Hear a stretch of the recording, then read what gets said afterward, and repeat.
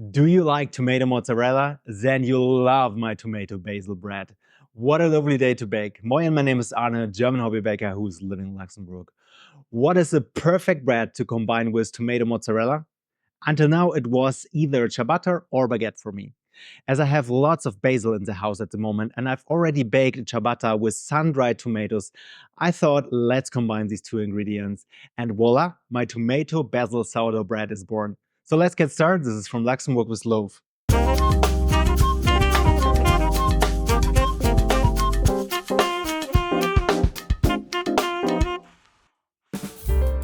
The evening before we want to bake, we prepare our levain by combining 80 grams of water with 80 grams of flour and 8 grams of sourdough starter. I've refreshed my starter twice before so that it was really active. Then I marked the height with a rubber band and left it on the countertop for the next day. For the main dough, we need our levain that has beautifully risen overnight. We need 150 grams of sun-dried tomatoes, 15 grams of tomato paste. We need 30 grams of basil, and then we need 800 grams of flour as well as 600 grams of water. And I have replaced some of the water with ice cubes because it was a warm day. The first step is to separate the leaves from the stems. We do not need the basil stems, so you can throw them away or make a pesto or whatever you like. After that, we cut the sun-dried tomatoes into 1 centimeter big pieces.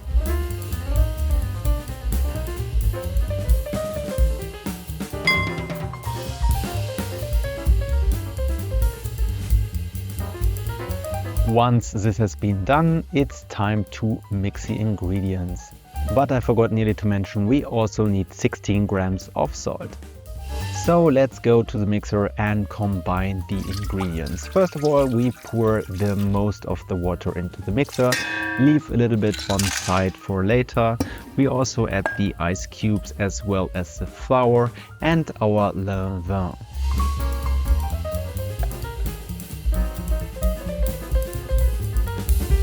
Once everything is in, we start the engine of our mixer and mix at low speed for about 5 minutes.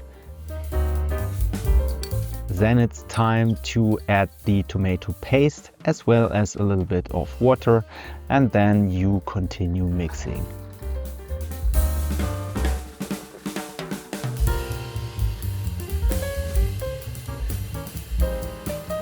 After 10 minutes, it's time to increase the speed. And then we add the salt and as well as a little bit of water and mix for about 5 minutes.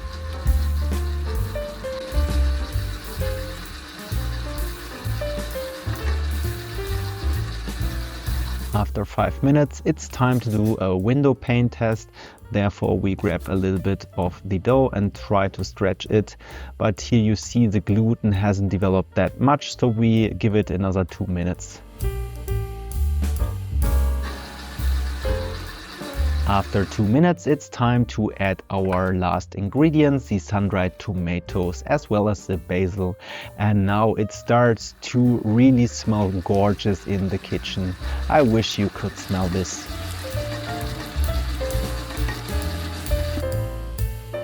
And after another minute, when everything is combined, we do another window pane test. And you see here that I can perfectly stretch the dough. So let's transfer the dough into a greased plastic container, close lid and leave it on the countertop for 30 minutes. After 30 minutes, it's time to do the first set of coil folds. Therefore, I wet my hands, pull the dough up and fold it over. Then I rotate the box and do the same thing again. And I rotate 90 degrees and do the same thing again. I'll leave the dough on the countertop for another 30 minutes and then it's time for the second set of coil folds.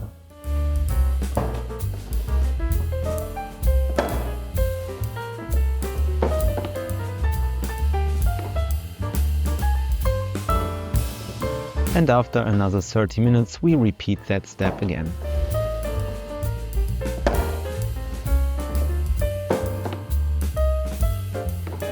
And then we wait another 30 minutes and then we do the last set of coil folds.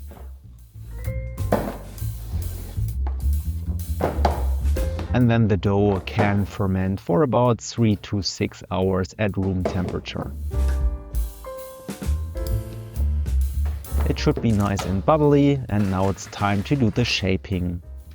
Therefore, I dust my countertop with some flour and dump the dough onto it. I'm going to make 2 loaves of bread, so I divide the dough into 2 pieces. And then I'm taking the dough scraper to form round dough balls.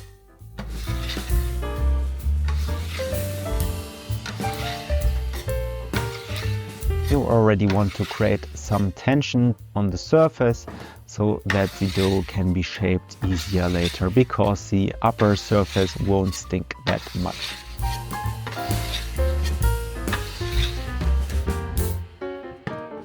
Then we sprinkle some additional flour into our bannetons and as well on the dough balls.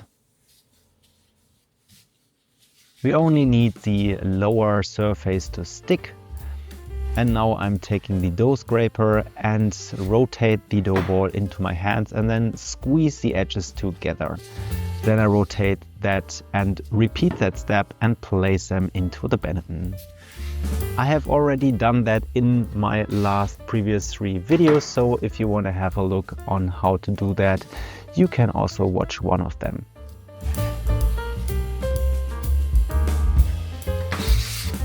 Once the dough is placed in the bannetons, I give them some stitches to get some more tension.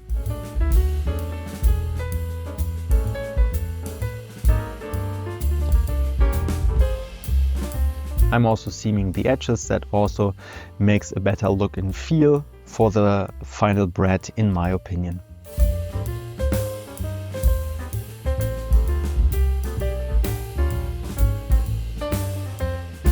And then I cover the loaves with some plastic wrap and they will be left in the fridge overnight for fermentation.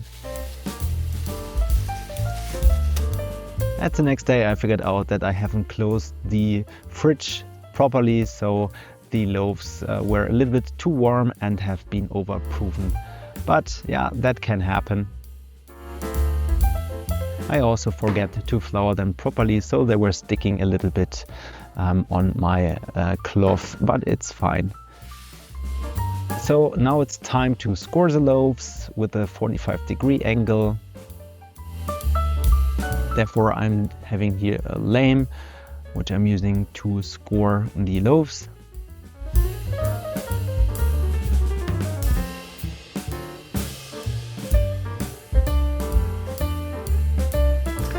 And then I'm transferring them into my oven, which I have preheated to 250 degrees Celsius.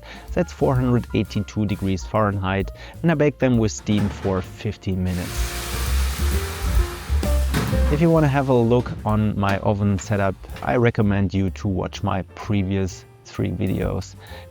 Then I'm relieving the steam and bake them for another 30 minutes at 220 degrees Celsius.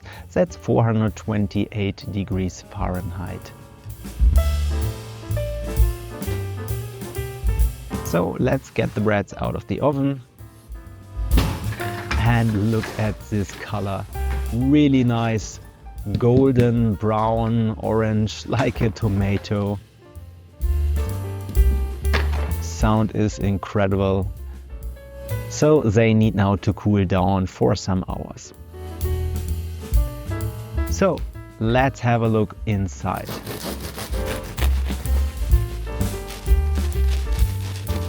The smell is really gorgeous. Wow. Really nice crumb structure. You see the basil, you see the sun-dried tomatoes. Smell is really incredible. And now have some more looks. You see blisters from the long fermentation, a little bit of an ear, and it looks really nice. Crumb is awesome. The basil is really, really intense from the smell. Enjoy this beautiful bread. Bon appetit. I hope you enjoyed the video. Unfortunately, as I hadn't closed my fridge properly, the bread went into the oven a little bit overproof. But that doesn't really hurt the taste. The basil smells so wonderful and harmonizes with the sweetness and acidity of the sun-dried tomatoes. An incredible taste that will give you real summer vibes even in the winter. This is certainly going on my list of favorite breads. If you're looking for a perfect bread for an occasion, please leave me a comment below the video. If you want to support me and my channel, please like this video, subscribe to my channel and turn on notifications so you don't miss my next videos. Have a great day, Eddie, and goodbye.